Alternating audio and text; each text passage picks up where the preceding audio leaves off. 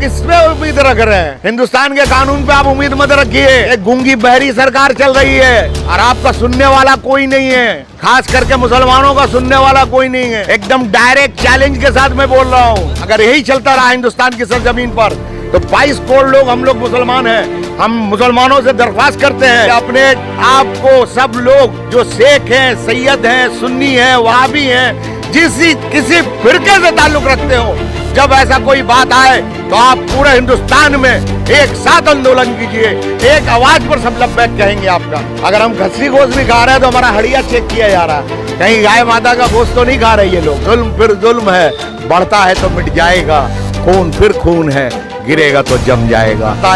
आज क्या हो रहा है मुसलमानों के साथ? मुसलमान चुपचाप डर से, बट हमको फांसी दीजिए ना, हम फांसी लेने के लिए तैयार हैं। आइए चलिए हम चल रहे हैं। अब बचा क्या है मेरी जिंदगी में? लेकिन मैं सच बोलूंगा, जो बोलूंगा। किसी का चम्मचगिरी, किसी की दलाली या कोई नेता के पीछे मैं चलने वाला नहीं। नमस्कार आदाब, आप सभी का स्वागत है हमारा टॉप लाइन न्यूज़ में। लगातार प्रॉफिट मोहम्मद साहब के ऊपर टिप्पणियां की जा रही है। नबी जिंदल, फिर नुपुर शर्मा और एक जिनका नाम है टी राजा सिंह, उसको लेकर बातचीत करेंगे। हमारे साथ सोशल एक्टिविस्ट है, आइए उनसे बातचीत करेंगे। जितना बयान देंगे इस्लाम उतना तेजी से बढ़ेगा। ये लोग जो बयान दे रहे हैं ना हमारे नबी के बारे में, इंशाअल्लाह ताला इस्लाम उतना तेजी से बढ़ेगा। इन लोग को डर है इस्लाम से, इन लोग खौफज़दा है इस्लाम से, ये लोग डरते हैं इस्लाम से। इस्लाम का मुताला नहीं है उनको मालूम नहीं नबी हमारे क्या है। उनको मालूम हो जाएगा जिस दिन इनको बयान देना ये भूल जाएंगे। हमारे नबी ने अमन का पैगाम दिया, हमारे नबी ने मोहब्बत का पैगाम दिया, हमारे नबी ने भाईचारगी का पैगाम दिया। ये लोग जिस तरह मुसलमानों को यहाँ हैरेस कर रहे हैं, परेशान कर रहे हैं, ये लोग सिर्फ मुसलमानों को उस्का रहे हैं एक दंगा कराने के लिए, एक फसाद कराने के लिए। टी राजा हो, नुपुर शर्मा हो और कोई हो, ये लोग उस्काते हैं मुसलमानों के बच्चों को। पहला बार अगर एक्शन खड़ा हो जाता तो दोबारा लोग बयान देते हुए डरते, बयान नहीं देते। लेकिन ये लोग जो है उसके साथ कुछ हुआ नहीं, हिम्मत बढ़ा रहा। बीजेपी ने उनको तो बैन कर दिया था, लेकिन उसके बाद भी वो अरेस्ट नहीं हुई, उनको कोई सज़ा नहीं मिला, वो आराम से घूम रही फिर रही हैं। तो ये लोग जो है, ये लोग मुल्क को बर्बाद करना चाहते हैं। मुल्क, हाँ, ये जब तक चलेगा 2024 तक, जब तक इलेक्शन रहेगा, इस तरह का बयानात लोग देते रहेंगे। ये हिंदू मुस्लिम डिवाइड करने की राजनीति हिंदुस्तान में चल रही है। ये कोई नई बात नहीं है। ये एकदम एक बच्चा जान रहा है कि हिंदुस्तान की सरजमीन पर हो रहा है क्या। हिंदू, मुसलमान, सिख, ईसाई, यही कहानी हिंदुस्तान में चल रहा है। हिंदुस्तान में हो रहा क्या है? मगर टी राजा सिंह को गिरफ्तार किया, उसके बाद छोड़ दिया। अब आप किससे उम्मीद रख रहे हैं? आप किस पे उम्मीद रख रहे हैं? हिंदुस्तान के कानून पे आप उम्मीद मत रखिए।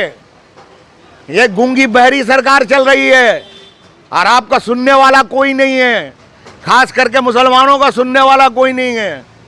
एकदम डायरेक्ट चैलेंज के साथ मैं बोल रहा हूँ। आप क्या होगा? जो बाबरी मस्जिद एक्शन कमेटी की जो बाबरी मस्जिद का फैसला आया था, पहले मालूम कीजिए, आप लोग एडिटर है, किसी जज ने साइन नहीं किया उसमें। 3 जज ने फैसला सुनाया था, तीनों का सिग्नेचर नहीं है उसमें। आस्था के बुनियाद पे फैसला दिया गया था। ये हिंदू मुसलमान राजनेता लोग फैलाते हैं। हम इनके दुकान में आके खाना खाते हैं। ये कौन है? पंजाबी हैं। तो हिंदुस्तान में एक भाईचारा आज से नहीं, गंगा जमुना तहजीब हिंदुस्तान में क्यों कहा गया? हर कोई एक दूसरे से मिलता, हर कोई एक दूसरे का भाई है, हर कोई एक दूसरे का दोस्त है। हम लोग एक जगह पैदा हुए, एक सरजमीन पर रहते हैं, इसी धरती में हम पैदा हुए, इसी धरती में ये पैदा हुए। ये भी एक दिन मिट्टी बन जाएंगे, हम भी एक दिन मिट्टी में चले जाएंगे। तो हम लोग में कोई नफरत नहीं है। ये नफरत जो है इन नेता लीडर जो हैं ये लोग पैदा कर रहे हैं। मुसलमान का वोटिंग राइट सीने, हम लोग को इतना बता दें हम लोग को जाना कहाँ है, लेकिन हम उनको बता दे रहे हैं जीना यहाँ, मरना यहाँ, इसके सिवा जाना कहाँ।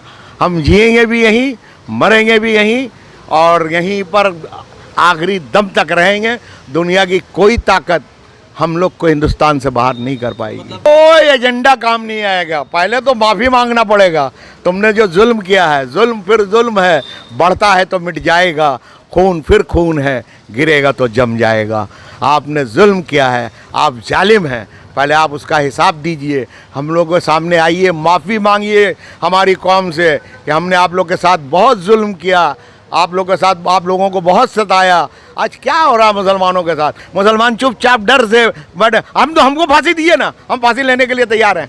आइए चलिए हम चल रहे हैं। अब बचा क्या है मेरी ज़िंदगी में? है। लेकिन मैं सच बोलूँगा जो बोलूँगा, किसी का चम्मचगिरी, किसी की दलाली या कोई नेता के पीछे मैं चलने वाला नहीं हूँ एकदम। नुपुर शर्मा को पहले अरेस्ट कर लिया जाता, नुपुर शर्मा के ऊपर कार्रवाई अगर टाइट से हो गई होती तो आज ये जो दूसरा मामला उठा है ये नहीं उठता।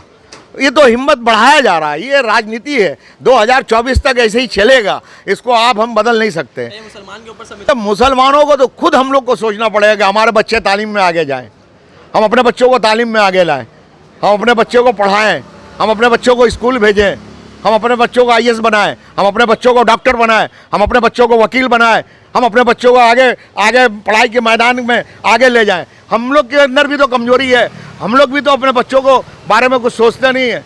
आने वाली जनरेशन को बनाइए, नहीं तो आप मिट जाइएगा। आप जिस तरह देखिए उर्दू ज़बान को ख़त्म कर दिया गया है, आज कोई उर्दू ज़बान बोलने वाला नहीं है। लेकिन पंजाब में आज भी उर्दू चलता है, उर्दू में बोर्ड लिखा मिलता है, आपको मालूम है? पंजाबी तो हाँ, तो पंजाब में भी चलता है, पंजाब में भी उर्दू बोर्ड में लिखा जाता है। तो उर्दू को ख़त्म किया जा रहा है। उर्दू के बारे में आप लोग एडिटर हैं, कोई बात करते भी नहीं है, कोई आवाज़ उठाते भी नहीं है। उर्दू ख़त्म हो रहा है, आपको मालूम है? बंगाल में भी हिंदुस्तान से जिस कौम को ख़त्म करना हो उसकी ज़ुबान छीन लो, वो कौम खुद ब खुद ख़त्म हो जाएगी। उर्दू है नाम जिसका हमें जानते हैं दाग, सारे जहां में धूम हमारे जुबा की है। आई नाराज जिसको नसीमन की ज़िंदगी, अपने वतन में रह के भी जो बेवतन है आज। उर्दू है नाम जिसका हमें जानते हैं दाग।